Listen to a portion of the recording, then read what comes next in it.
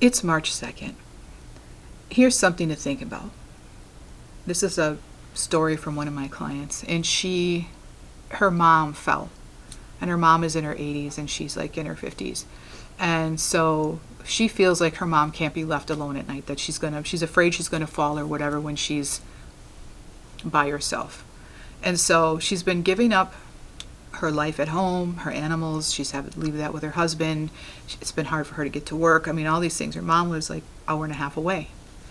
And so she was supposed to come home one night, basically, and the weather was crappy. We're in Wisconsin. It snows and sleets and all the things. And her daughter was going. She was coming up for a 2-hour drive, and she wanted her mom to get home before the weather got bad.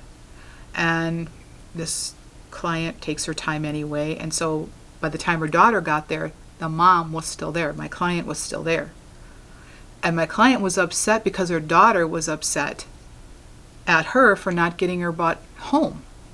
And I said, aren't you kind of doing the same thing with your mom?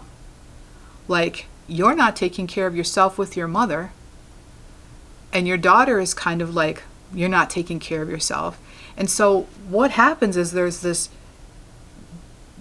train basically of what we repeat with our families sometimes, especially with daughters. And when I said that to her, her eyes got really big and she's like, wow, I hadn't even thought of it that way, you know? And it's important that we all take care of ourselves. Always. I mean, we can love our families, but if we're losing ourselves in any way because of anybody else in our life, we need to take a look at that.